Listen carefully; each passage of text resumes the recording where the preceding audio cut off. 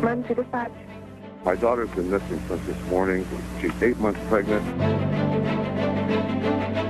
The FBI is now joining the search for a missing California woman who is 8 months pregnant. Her husband reported her missing after he returned from a fishing trip, a trip he took by himself. Please bring our daughter home. You know in your gut that something bad has happened. Are you in any way connected to Laci's disappearance? I had nothing to do with Laci's disappearance. This is a Fox Report News alert. 2 bodies found in Richmond, California. Laci and her unborn child did not deserve to die. Scott Peterson was arrested for the murder of his wife. We, the jury, further find the degree of the murder to be that of the first degree. There was nobody in that courtroom that had a dry eye, but Scott didn't cry. For Scott Peterson, his story is what matters.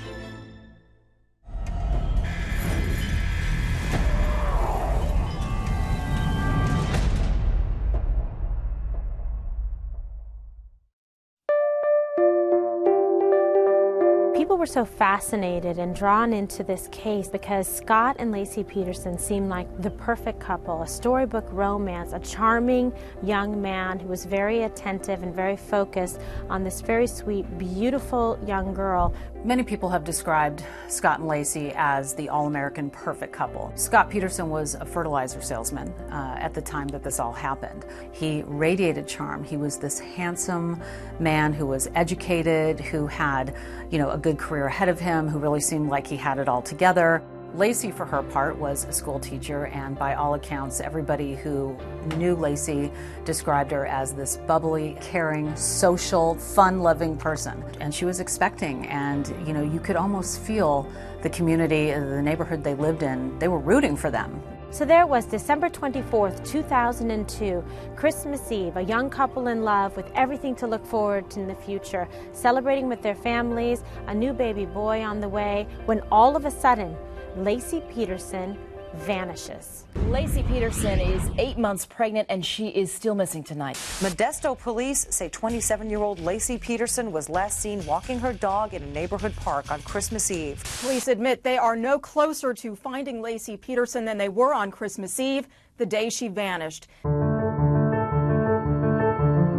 The day before Christmas Eve, the last time anybody has heard or seen Laci, everything seems normal. At 8:30 p.m., she has a conversation with her mother on the phone. They talk about what happens the next day. But the next day, there's this huge gap of time that nobody really knows for sure what happened, except for Scott Peterson. He says that Laci is preparing, for Christmas Eve. She's watching Martha Stewart, and she's getting ready to go about her day. Scott Peterson decides to leave his very pregnant wife and go fishing instead. He takes his new boat that he had purchased, and he comes here to launch the boat. Her husband reported her missing after he returned from a fishing trip, a trip he took by himself. Her husband says he went fishing at marina the day she disappeared, so investigators are searching that marina. The mystery here in Modesto fueled in large part by Scott Peterson's alibi, which remains flimsy at best. He comes home later in the day, realizes that she's not there, figures she's somewhere else, running errands, doing something for Christmas Eve, and takes the time to put his clothes in the wash, take a shower, have a snack, and then realizes maybe I should call somebody. So here's what's unusual. Scott decides to call Laci's mother. Doesn't say, have you spoken to Laci today? Do you know where she is?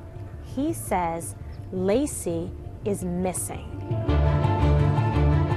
The word missing right away struck a chord with everybody. When you hear Sharon Rocha describe that moment and what that was like, the ground going out from underneath you, your heart sinking to the floor. What do you mean missing? That's a very important word. How can I help you? My son-in-law called. He went playing golf this morning at 9:30. My daughter's been missing since this morning. She's 8 months pregnant. The clock is ticking in this case. Laci Peterson is 8 months pregnant. She needs medical care. Her family is desperate to find her. You get the call from Modesto police. When they describe the situation, you're just like, okay, it's a missing woman, 8.5 months pregnant. And so we kind of launched it from there and went out to the neighborhood, and that's how it all started. Having worked as a former prosecutor in Los Angeles District Attorney's Office in San Francisco, this was the type of case and my area of expertise, so I was initially just very fascinated by it. I was a radio reporter working in Los Angeles at the time. My first reaction when I saw that story was, let's go. It's Christmas. This woman is missing. We need to help. I'm a forensic psychiatrist, and the story of Scott Peterson caught my attention because people were saying, how could it be that somebody who seemed like the boy next door, your neighbor, would do such a thing?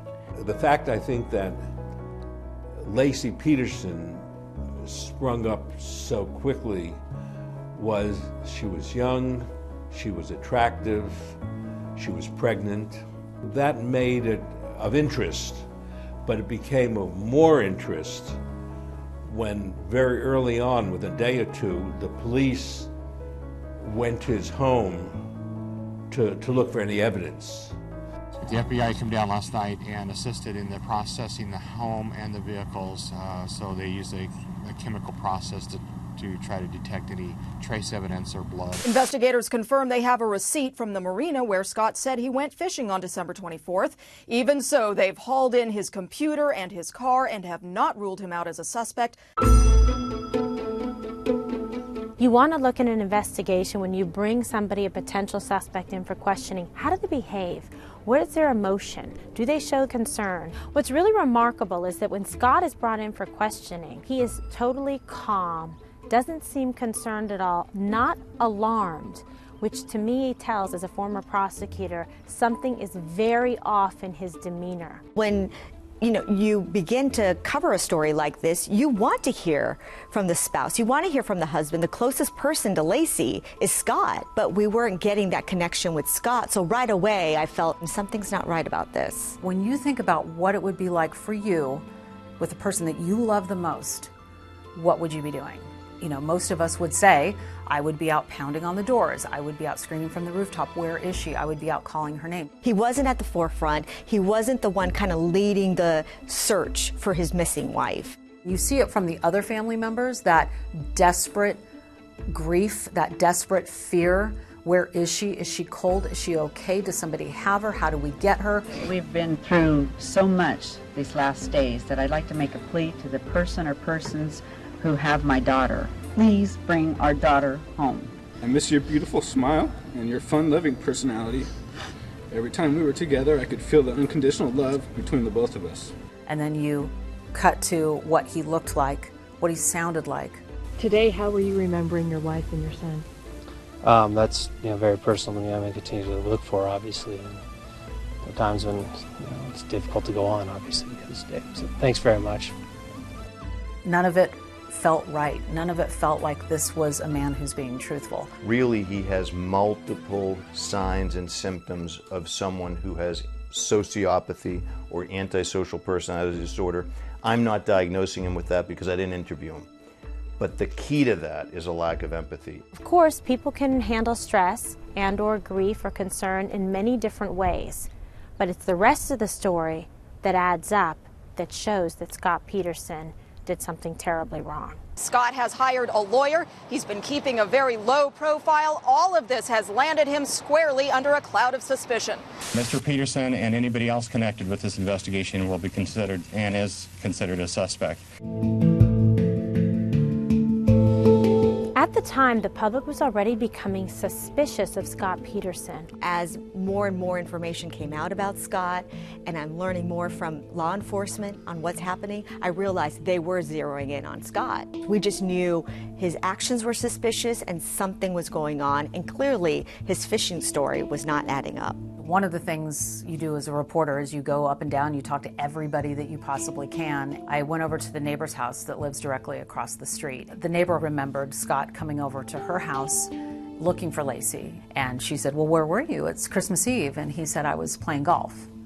So the fact that that story differed from what we then heard was his alibi and where he says he was very upsetting. Scott was being followed by the press everywhere. All of his emotion, his behavior, his actions were documented. I approached him one day and I said, Scott, you really should talk. You really need to get out there and tell people how much you miss your wife and how much you need her to come home. And he says, you know what? He says, if I decide to talk, you'll be one of the 3 reporters I talk to.